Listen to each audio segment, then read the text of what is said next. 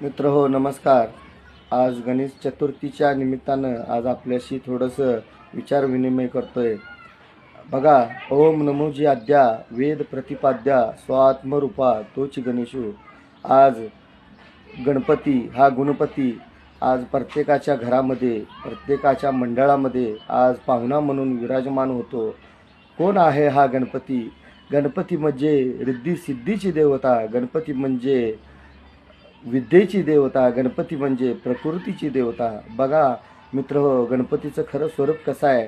गणपती म्हणजे मुख हे हत्तीचं आहे आणि शरीर हे मानवाचं आहे आणि त्याचं वाहन हा उंदीर आहे. बघा, गणपतीच्या प्रत्येक गोष्टीमध्ये हा प्रकृतीचा सारांश दडलेला आहे. गणपती म्हणजे काय आहे? तर गणपतीपासून आपल्याला ह्या प्रकृतीचं दर्शन घडलं पाहिजे, या प्रकृतीची जोपासना झाली पाहिजे. आजकाल सध्या मूळ जे आहे ते मनुष्य विसरून जात आहे. बघा मित्र, गणपती उत्सव ज्या वेळेला लोकमान्य टिळकांनी साजरा केला तर त्याचं माध्यम काय होतं? गणपती म्हणजे संघटनेची देवता. एक संघटन व्हावं, मंडळाच्या माध्यमातून बरेच सर्व जातीतील लोक एकत्र यावेत आणि एक उत्सव साजरा करावा आणि त्यातून चांगले विचार विनिमय आपल्याला साधता यावेत, नव्या पिढीला काहीतरी आदर्श देता यावा. पण आज ते आपण विसरत चाललेलो आहे. गणपतीची मंडळामध्ये ज्या वेळेला आगमन होतं त्यावेळेला जे आत्ता सध्याला जे चालू आहे डॉल्बीचे कर्कश आवाज, लेझर लाईट किंवा अनेक असे ध्वनी प्रदूषण करणारे स्फोटक फटाके, विचित्र अशा गोष्टी घडत आहेत जेणेकरून या सगळ्या गोष्टींचा पशुपक्षी प्राण्यांना मानवांना त्रास होतो. या प्रकृतीमध्ये या पर्यावरणाला धोका निर्माण होतो. तर मित्र हो, मूर्ती देखील सुद्धा आपली गणपतीची शाडूची मातीची असली पाहिजे, ती पटकन विरघळून जाणारी असली पाहिजे.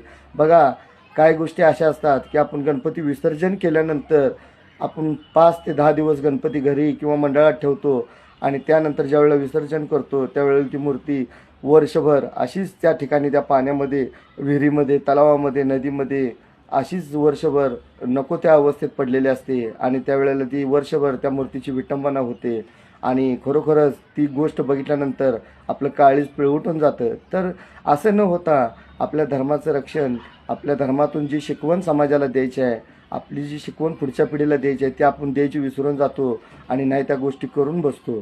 तर मित्र हो, आज आपण एक सुधारित समाजाचा हिस्सा बनूया आणि होता होईल तेवढं शाडूच्या मातीची मूर्ती आपल्या घरी किंवा मंडळामध्ये बसूया आणि होता होईल तेवढं पर्यावरणाला धोका होणार नाही अशा पद्धतीने गणेशोत्सव साजरा करूया.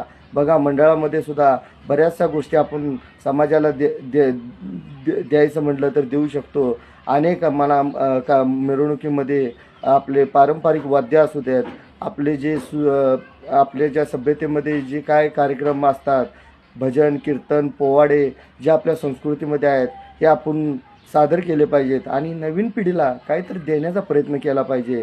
तर ही गोष्ट आहे ही स्वतःपासून सुरू केली पाहिजे. आज मी जागा झालो आहे आणि काही लोक जागी व्हावीत ही माझी भावना आहे. या गोष्टीबद्दल सर्वांनी जागृत राहणं गरजेचं आहे.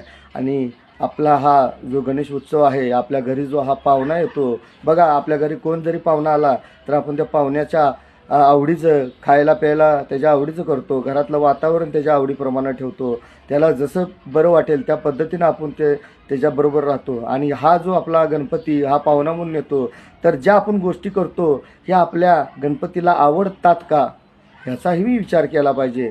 जर आपल्या गणपतीला जर काही गोष्टी आवडत नसतील आणि आपण त्या जर गणेशोत्सवात जर करत असेल तर मग तो आपण उत्सव साजरा केला नाही, आपण भक्तियोग साधला नाही असं त्याचं